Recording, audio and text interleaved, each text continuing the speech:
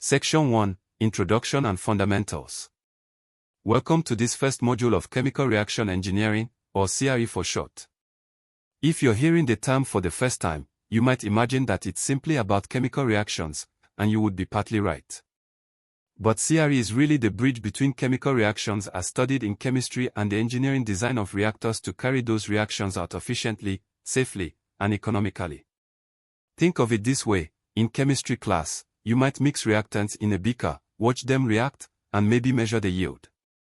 In chemical engineering, our job is to scale that reaction up, from a beaker to a process vessel that could be taller than a building and produce thousands of tons of product every day.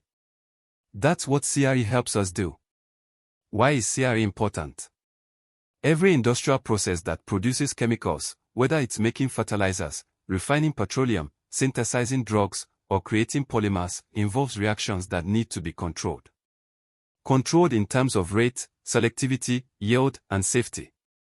A poorly designed reaction system can waste raw materials, create unwanted byproducts, or even lead to dangerous situations. The core aims of CRE are: understanding reaction mechanisms, how molecules actually transform.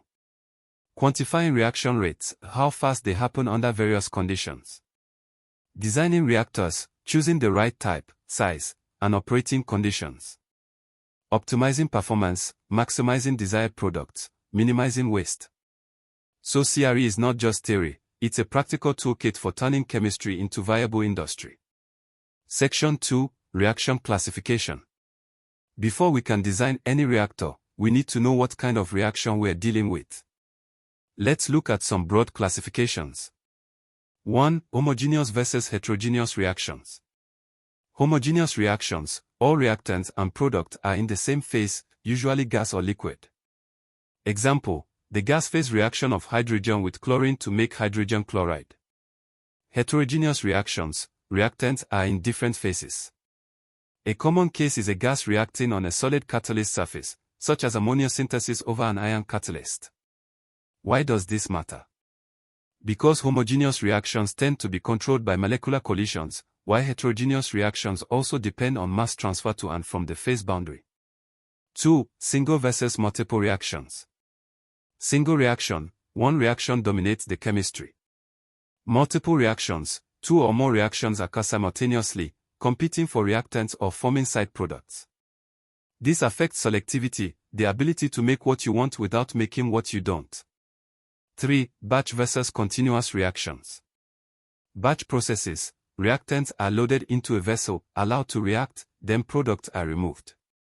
Useful for small-scale, high-value products or reactions that require precise timing. Continuous processes, reactants flow in and products flow out steadily, suitable for large-scale production. 4. Reversible versus irreversible reactions. Some reactions proceed mainly in one direction under given conditions, while others can reverse if conditions change. In many cases, equilibrium considerations are crucial. Section 3, Stoichiometry and Reaction Rates, Conceptual. Let's step back to some basics. In chemistry, stoichiometry is about the quantitative relationship between reactants and products. It tells us the exact proportions in which substances react. In CRE, stoichiometry is important for material balances, ensuring we account for all atoms going in and coming out. Converting between measures, for example, relating the disappearance of one reactant to the appearance of a product. Reaction rate is a measure of how fast reactants are consumed or products are formed. It depends on the nature of the reactants, their concentrations, the temperature, the presence of catalyst, and sometimes pressure, especially in gas phase reactions. Reaction rates are not random, they follow predictable patterns based on molecular collisions and energy barriers. Section 4, Factors affecting reaction rates. Understanding these factors is essential for controlling and optimizing any reaction. 1. Temperature. Increasing temperature generally increases reaction rate because molecules move faster, collide more often, and have more energy to overcome activation barriers. However, high temperatures may also favor unwanted side reactions or degrade heat-sensitive materials. 2. Concentration. For most reactions, a higher concentration of reactants increases the likelihood of collisions, thus increasing the rate. In gases, this is linked to partial pressures. 3. Catalyst. Catalysts speed up reactions without being consumed. They do this by providing an alternative reaction pathway with a lower activation energy. Industrial catalysis is a huge field in itself, involving both homogeneous catalysts, like acids in solution, and heterogeneous catalysts, like metals on supports. 4. Pressure. In gas phase reactions involving a reduction in the number of molecules, higher pressure can push the reaction toward products. It also increases gas concentrations. 5. Physical state and mixing.